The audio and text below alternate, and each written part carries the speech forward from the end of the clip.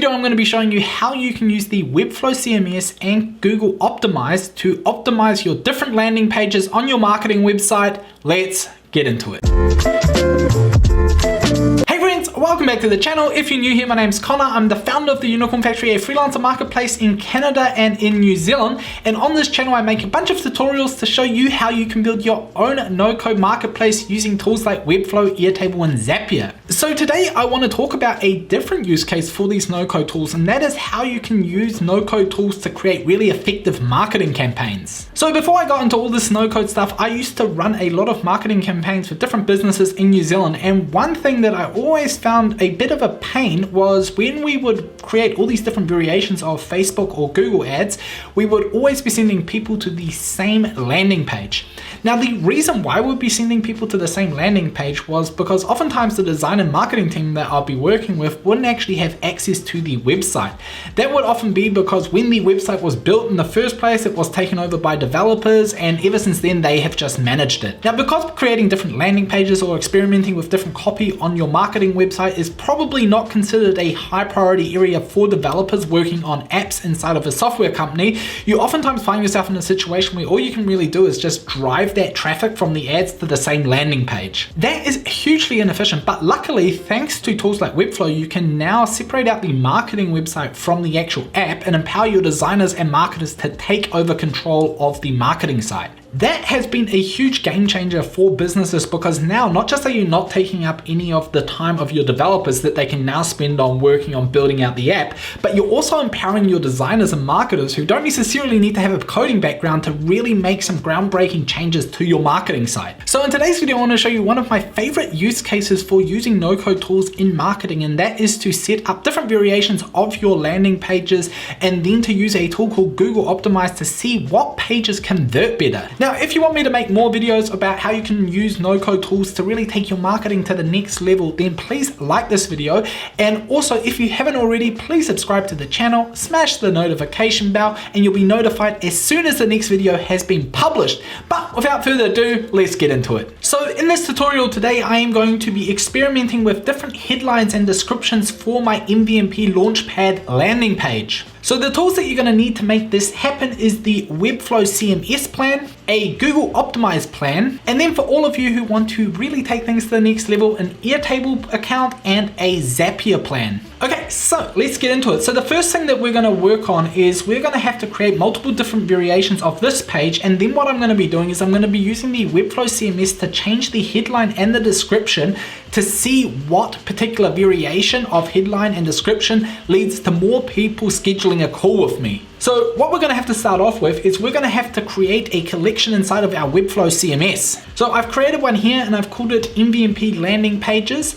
And so in here, I've just added two custom fields, one for the hero title and one for the hero descriptions, because those are going to be the two fields that I'm going to be testing, and they are going to be dynamic. Now, I just wanted to make a quick note on this. Now, I don't want to undersell the Webflow CMS here by only showing you how you can change the hero title and hero description. With the Webflow CMS, you can actually do so many more things. For example, you can change button colors, you can hide certain sections, you can create your hero section with a video or without a video. So really, your opportunities here are limitless. But in order to just be very clear around how it all works and how you set up the different variations, I decided to focus only on showing you how you can change the hero title and hero description. So as soon as you have set up your CMS, Webflow will automatically create a CMS collection page for you. And all you need to do is copy all the page content from your original page over into that template page. So once you've got it copied over into your template page, what you want to do is you want to connect the fields that you are testing to your CMS. So in that case, I want to test the hero title. So what I'm going to do is I'm going to connect it to the hero title field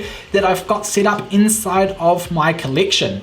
So you can just do that by selecting it from the drop down. Then you can also select the description. And once you've got that all connected, you'll be able to create multiple different variations of this landing page with different headlines and description using the Webflow CMS. Now, the simplest way to add new variations of your landing page is to just jump into the CMS, click on the new landing page button, and then just adding the hero title and description that you want to test. Now, another way that you can automatically create different variations of your landing pages inside of Webflow is using Airtable and Zapier. Now, this is completely over the top and only really necessary if you're creating a lot of different variations of landing pages, but I find it a lot more fun, so I thought, you know what, why not just show you? So what I'm going to be testing here is 3 different versions of my hero title along with 2 different versions of my hero description.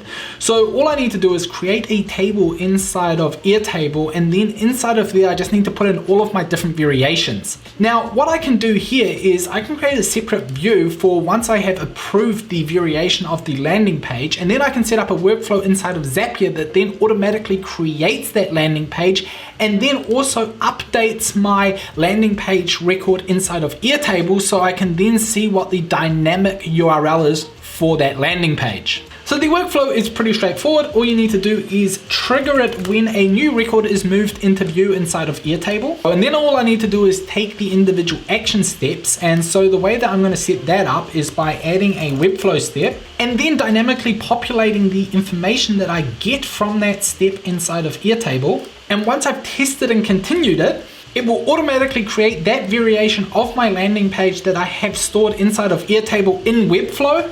And I'll be able to use this as a variation of my landing page inside of Google Optimize later on. So the last step that I always want to take when I send data to Webflow is to make sure that I update my Airtable record with the slug and the Webflow item ID. And so once again, once I test and continue it and I jump back into my Airtable base, I can see here what my slug is, and that will then automatically create a dynamic URL that firstly allows me to preview this landing page, but more importantly is just a way more efficient workflow when then setting up the different variations inside of Google Optimize. Okay, and so now what I'm going to do is I'm just going to hit the approve button on all of these records. And that will then automatically create all of the different variations of the landing page that I want to test. So again, I can just go ahead and I can preview what those different landing pages look like.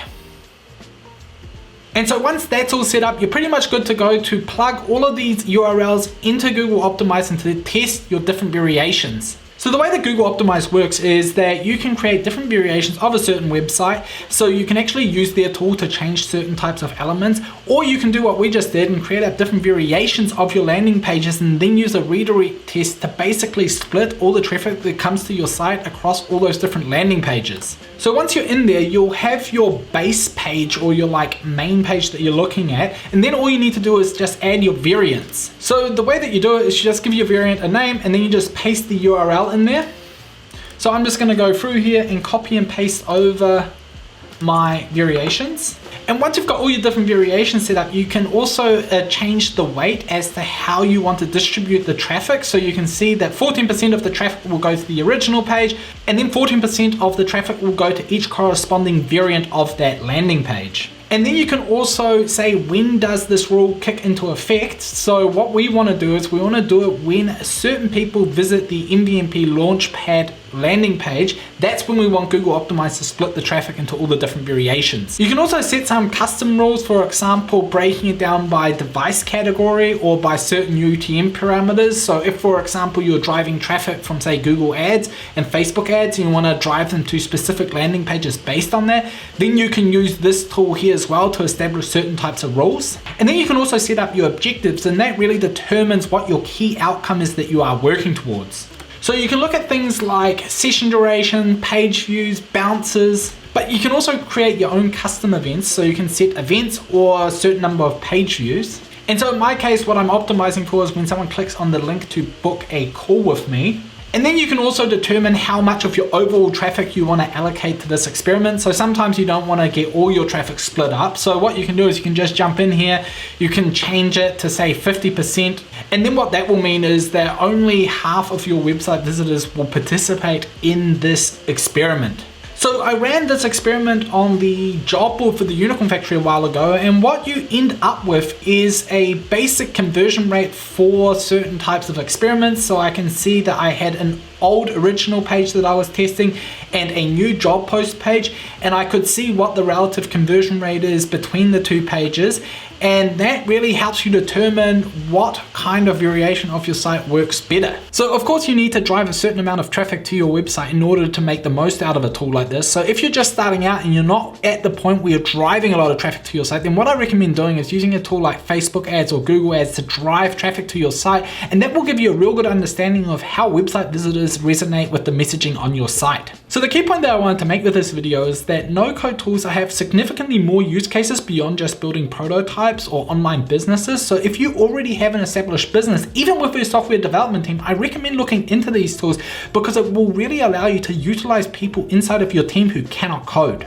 So besides making your design and marketing team a lot more agile because they'll be able to control a large aspect of the marketing side, you'll also make them a lot more efficient because being able to set up a lot of these workflows inside of Zapier allows you to save a lot of hours in the days that can obviously then be allocated to other things. So if you're interested in learning more about how you can upskill your team to learn how these no-code tools work, then just get in touch with me. I'll leave a link in the description down below. Other than that, I hope you found this video useful. If you did, I'd appreciate if you liked the video, subscribe, click the notification button, all those fun things.